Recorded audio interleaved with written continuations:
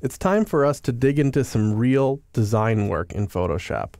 First, let's explore what Widget Corp has provided to us as assets for this project. If you have access to the exercise files, all these assets will be available in this Chapter 1-2 folder here in the Assets folder. So they've given us a logo, they've given us some product images, and they've given us some text files. Let's go ahead and open up that logo by dragging it to Photoshop icon in our dock. Now I say they gave this to us, but of course Widget Corp is a fictional client of ours, and really this file came from iStock Photo. It's a really cool looking logo though, isn't it?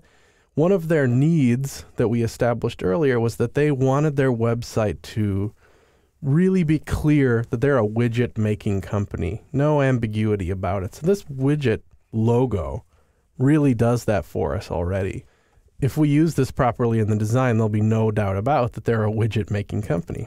So through meeting with them and reading this text that they gave us and looking at these product images, we've kind of gotten a feeling from them that kind of a relaxed corporate looking site is going to be the way to go for them. Now these product images, let me go ahead and show you these. They give us 3 for each one of their products. So I'm going to go ahead and drag these 3 down into Photoshop so you can just see what they gave us. There's a large version, a regular size version, and a mini version if we need it. So in these product images and in their logo, you can see some grays and light blues and kind of some relaxed colors that will probably work pretty well for the design as we move forward. If we were to go with red and bright yellow and like a guy surfboarding on the homepage of the website, it's probably not going to jive very well with their corporate feel and their logo that already exists and stuff like that. No need to rock the boat there. A great technique when starting a new design from scratch is to use what's called a mood board. And a mood board is just a design file. It literally could be a piece of paper, but it could be a Photoshop file as well, where it's kind of a scrapbook of little bits of design that you kind of think are cool or appropriate for the mood of the site. So I have here in this ideas folder, as part of the exercise file, the file called example mood board. I'm going to double click and open up that in Photoshop. Now this, what you're looking at here, has nothing to do with Widget Corp and the project that we're going to be moving forward with. It's just an example of what a mood board could be. So it's just these swatches of color around.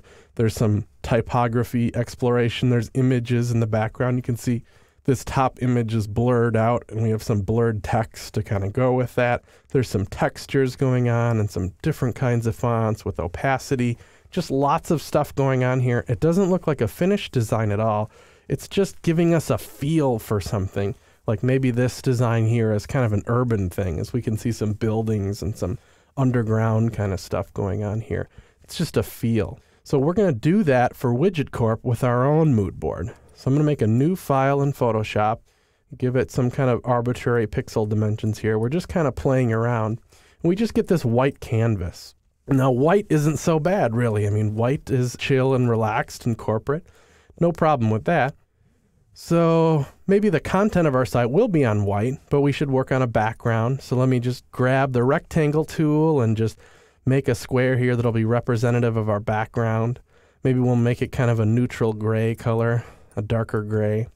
Now when you have 2 flat colors like this next to each other, it's a little boring, it's a little flat. Let's give that background a little bit of noise just to loosen it up a little bit and provide a little texture there. Now we can give it a whole bunch of noise, but that would be annoying and a little over the top for us probably, since we're kind of going for chill. So just a very, very light amount of noise can kind of go a long way for visual interest. So that's kind of neat. Kind of imagining our content over here and this being our background over here. Now they did give us this logo, so let's open that up in Photoshop.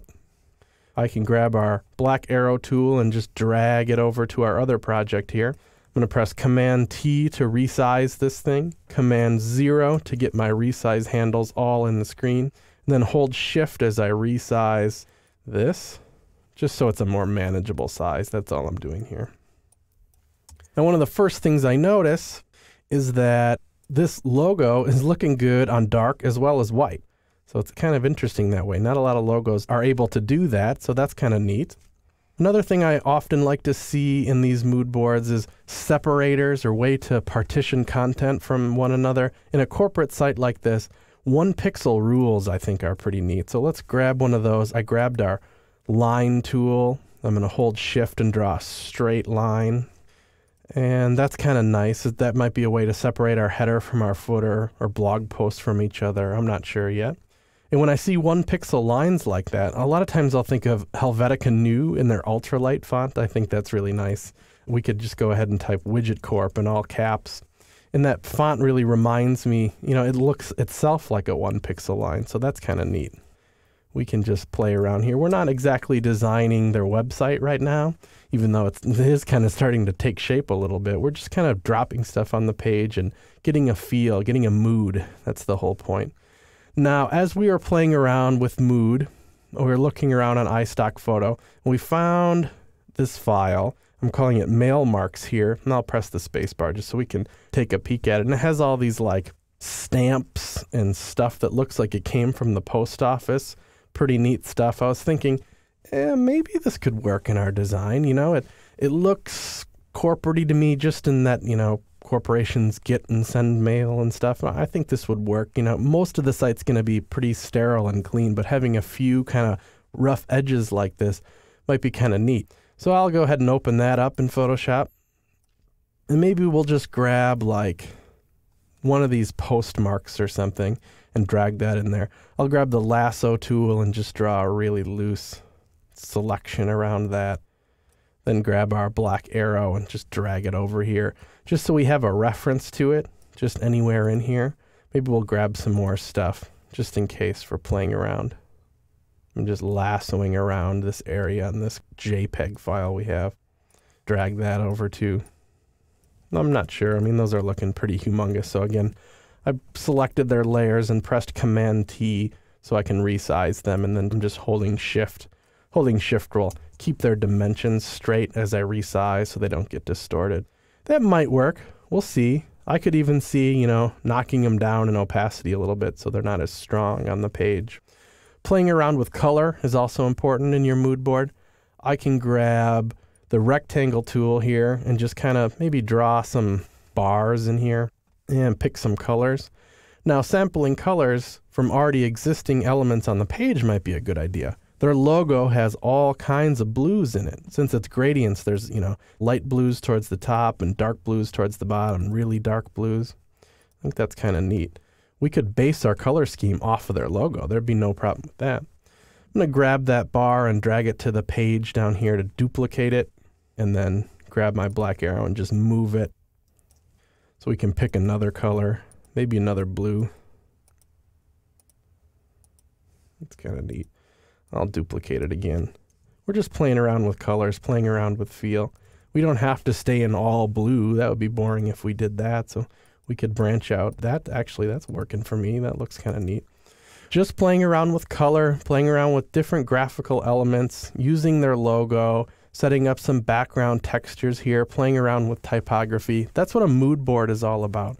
So let's go ahead and save this as our mood board, and we'll use this later as we start building out the actual design structural files.